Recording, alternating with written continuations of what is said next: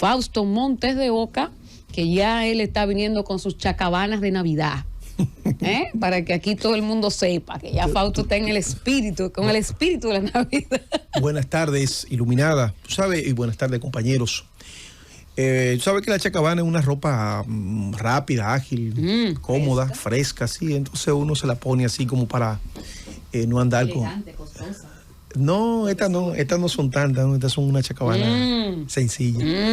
Bien, señores, miren, el tema obligado en la tarde de hoy es relativo a la conformación de las vacantes que quedaron, vamos a decir, cesantes, 5 vacantes en el Tribunal Constitucional. Tenemos que diferenciar que una cosa es la persona y otra cosa totalmente diferente es su pensamiento, es su ideología. En el país, por la baja cultura política que tenemos, no política partidaria, sino política de entender los temas del Estado, somos muy dados a descalificar personas en términos personales y ahí no podemos caer. Siempre vamos a entender que cada gobierno, cada líder político que le ha tocado ser presidente de la República aquí y en Estados Unidos, siempre que le ha tocado conformar o nominar, en el caso de Estados Unidos, nominar jueces para las cortes. Allá en Estados Unidos no existe el Tribunal Constitucional, pero hay una Suprema Corte de Justicia que hace, vamos a decir, las labores también del Tribunal Constitucional. Los presidentes nominan a gente cercana a su ideología política. O sea, eso no está mal. Que un presidente nomine a un juez a la alta corte con identificación ideológica, eso no está mal. Porque nosotros vemos, por ejemplo, que durante muchísimo tiempo el juez Antonín Scalia estuvo dirigiendo el tribunal de la Suprema Corte Norteamericana, un juez ultraconservador. El juez Antonín Scalia era tan conservador que sus decisiones siempre estaban en la interpretación, en la exégesis de la Constitución norteamericana letra por letra. Era una persona extremadamente conservadora. ¿Qué pasa cuando llega el presidente Barack Obama? Barack Obama logra generar unos consensos, pero en principio tuvo muchos obstáculos para poder pasar a la jueza Sonia Sotomayor, de origen puertorriqueño. Entonces, Antonín Scalia, conservador, vinculado a los republicanos, la jueza Sonia Sotomayor, liberal, vinculada a los demócratas. ¿Qué pasó entonces? Que ese tribunal de la Suprema Corte Norteamericana tenía como, vamos a decir, una inclinación más hacia los republicanos. Pero con la entrada de Sotomayor, entonces se genera como una especie de equilibrio. Llega Donald Trump al poder. ¿Qué pasa con Donald Trump? Donald Trump también intenta imponer su sello a través de nominar un juez conservador vinculado a los grupos conservadores que están vinculados al tema de los republicanos. Y cuando hablamos en Estados Unidos del tema de los conservadores, nos estamos refiriendo a jueces que, por ejemplo, no son dados a una política de apertura, al tema del aborto, al tema de matrimonios de la misma, vamos a decir, del mismo sexo, etcétera. Esos son los temas cuando escuchamos en términos de materia constitucional, de jueces conservadores, jueces liberales, nos tenemos que referir a eso, a jueces que son mucho más aperturados con el tema del matrimonio gay, lesbiana, LGTB, lenguaje exclusivo, todo eso, ¿verdad? Cuando hablamos entonces de jueces conservadores, son los jueces que se oponen al tema del aborto, al tema del matrimonio de personas del mismo sexo. Eso es para que nuestros amables oyentes ponerlo en contexto. Entonces, ¿qué pasa cuando Trump llega? Trump llega y nomina al juez Brett Kavanaugh. El juez Brett Kavanaugh es una persona ultraconservadora. Entonces, de esa manera en Estados Unidos los presidentes nominan a jueces vinculados a su filosofía, a su ideología política.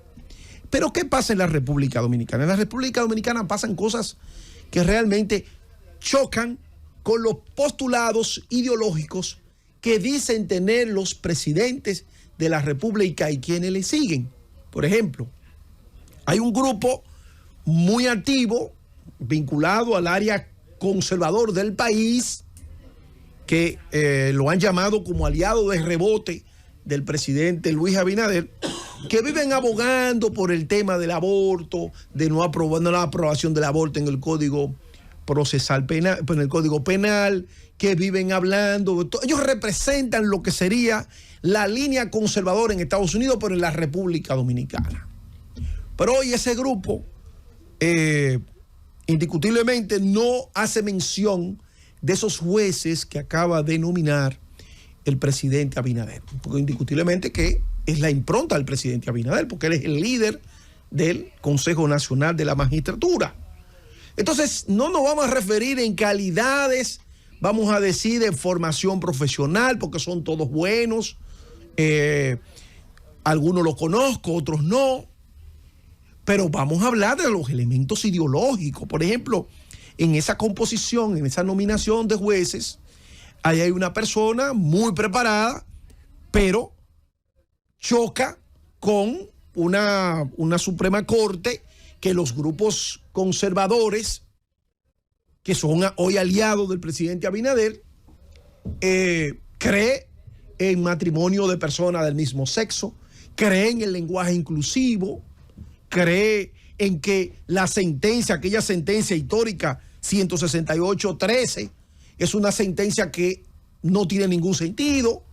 Lo que sería lo mismo decir que todos esos dominicanos que nacieron del 29 para acá en la República Dominicana, todos esos haitianos que nacieron hijos de ilegales del 1929 a la fecha, entonces para ese juez que acaba de entrar al Tribunal Constitucional deberían ser dominicanos.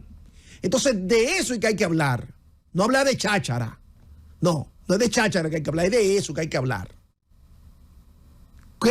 ¿Cuáles son los fundamentos ideológicos de esos jueces que han entrado al Tribunal Constitucional? Ese Tribunal Constitucional, he dicho en comentarios anteriores, es mucho más importante para la sobrevivencia de la patria y la continuidad de la patria, la continuidad de la cultura de la patria, como elemento que identifican a nuestro Estado de Nación, mucho más importante que el Congreso de la República y mucho más importante que la Suprema Corte de la Justicia y mucho más importante que el Poder Ejecutivo.